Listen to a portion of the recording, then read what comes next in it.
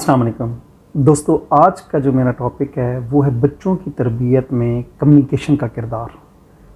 यार, बच्चों की तरबियत की जब बात होती है तो उसमें कम्युनिकेशन जो है वो बहुत ज़रूरी है, चाहे इनफरादी तौर पर हो चाहे इज्तमाही तौर पर हो।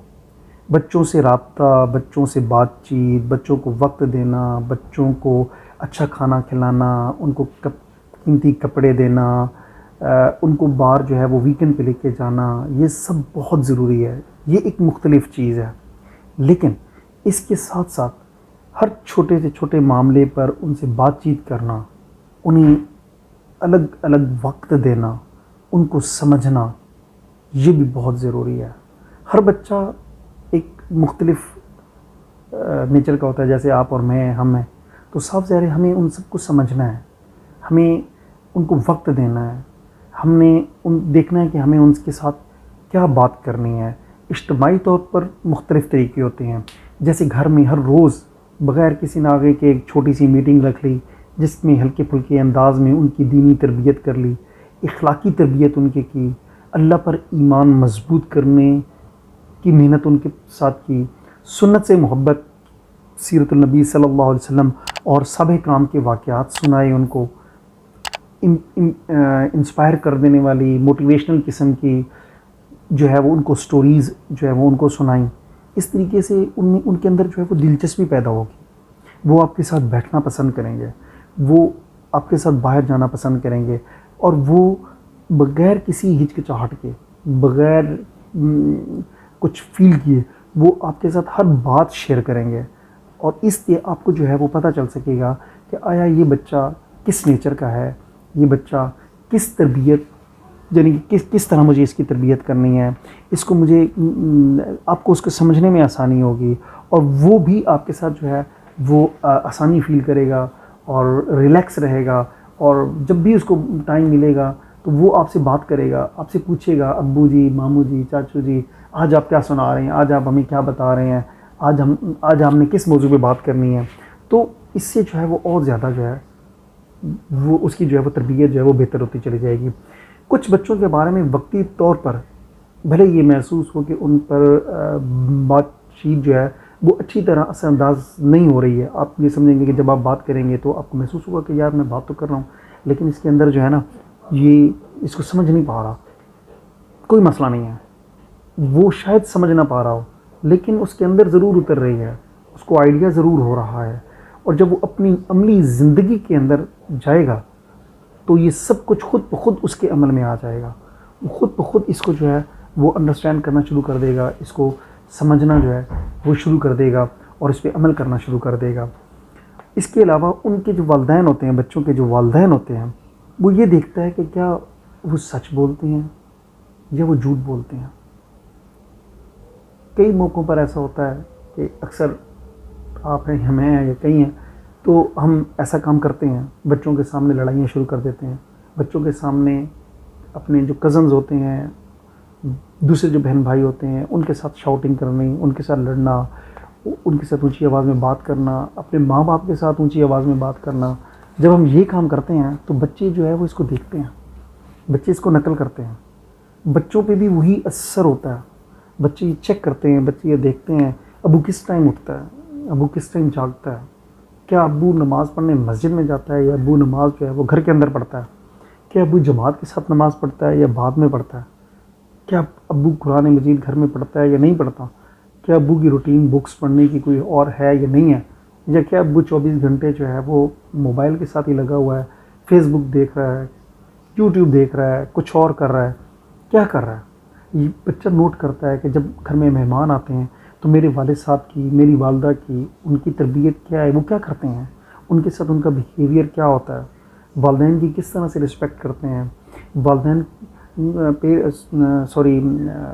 जो मेहमान आते हैं उन मेहमान की बच्चा जो है वो बच्चा ये चीज़ नोट करता है कि जब मेहमान आते हैं तो मेहमानों की किस तरीके से मेरे पेरेंट्स जो है वो रिस्पेक्ट करते हैं, उनको खाना किस तरीके से देते हैं, उनके बारे में अच्छे अल्फाज बोलते हैं या उनके बारे में बुरे अल्फाज बोलते हैं। जब वो चले जाते हैं तो मेरे माँ बाप जो है वो क्या रवैया इख्तियार करते हैं, मेरे माँ बाप किसके साथ नफ़रत करते हैं, मेरे माँ बाप किसके साथ मोहब्बत करते हैं। ये सारी चीज़ें बच्चा नोट कर रहा होता है और बच्चे का अमल जो है वो वही होता चला जाता है। अब आप देख लें, आप अपने फैमिली में देख लें कि अगर आप किसी से नाराज़ हैं, आप किसी के साथ सख्त लहजा रखते हैं, आपके ख़यालात किसी के साथ नहीं मिलते और आपके घर में तस्करा 24 घंटे उसी तरीके से होता रहता है, तो आपके बच्चे भी उससे नफ़रत करते हैं, आपके बच्चे भी उसके साथ बोलना पसंद नहीं करते। क्या होता है? बच्चा आपसे सीख रहा होता है, बच्चा आपके जो अमल होता है, आपका जो एक्शन होता है, बच्चा उसी पे चल रहा होता है, बच्चे ने उसी को करना होता है। तो ये तरबियत, इनकी तरबियत करने के लिए ये हमारी ज़िम्मेदारी है कि हमारा जो किरदार है वो कैसा है। जैसा हमारा किरदार होगा, हम जितनी अपने ऊपर मेहनत करेंगे उतना ही हमारा बच्चा जो है वो हमसे सीखेगा, उतना ही। अब मैं आपको बताता हूँ कि आजकल, सॉरी अगर किसी को बुरा लगे तो, लेकिन आजकल आप देख लें ये उर्दू वाला जो रवाज शुरू हो चुका है। छोटे छोटे बच्चे हैं घरों के अंदर। अब मेरी ज़बान सराइकी है तो मैं सराइकी बैंड से ताल्लुक़ रखता हूँ। अब आप यकीन करें, छोटे छोटे बच्चे हैं, गाँव के अंदर रहते हैं, घरों में रहते हैं, चाहे कुछ शहर से उसकी शादी होके आई है या नहीं आई है, शहर जो गांव में भी औरत रहती है वो अपने बच्चे के साथ उर्दू में बात करेगी, अपने बच्चे के साथ उर्दू में बात कर रही है। क्या है, अगर आप इस तरीके से अगर आप बच्चे के साथ उर्दू में बात कर रहे हो तो क्या उसके अंदर अखलाकियात ज़्यादा आ जाएंगी? क्या वो ज़्यादा जल्दी सीख जाएगा? मेरा नहीं ख्याल। आप अपनी जो आपकी लैंग्वेज है, उर्दू तो उसने सीख ही लेनी है। जब वो स्कूल में जाएगा, दूसरे बच्चों के साथ बोलेगा, दूसरे बच्चों के साथ बैठेगा, जब वो बुक्स पढ़ेगा, ऑटोमेटिकली उसको उर्दू आ जानी है। आपको भी इसी तरीके से आई है, मुझे भी इसी तरीके से आई है। तो मुझे तो आज तक इस बात की समझ नहीं आई, मुझे ये कॉन्सेप्ट समझ में नहीं आया कि हमारी और आपकी, अगर मेरे घर में लैंग्वेज सराइकी है, या मेरे घर में लैंग्वेज जो है वो बलूची है, पठान है, कुछ भी है, तो हम बच्चों के साथ उर्दू में शुरू हो जाते हैं, बच्चों के साथ इंग्लिश में शुरू हो जाते हैं। बच्चा जो है वो घर में आपके साथ, बाबा के साथ, मामा के साथ उर्दू में बात कर रहा है, लेकिन जब हम वही देखता है कि जब मेरी मामा किसी और से बात करती है तो सराइकी में करती है, बलूची में करती है, पश्तो में करती है।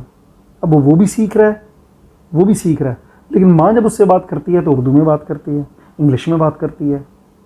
ऐसा क्यों है यार? आप अपना जो आपका जो मुआशरा है, आप उसको अपने मुआशरे के अंदर उसकी तरबियत करें, आप उसको अपने मुआशरे के अंदर उसको एडजस्ट करें, उसको सिखाएं, उसको समझाएं।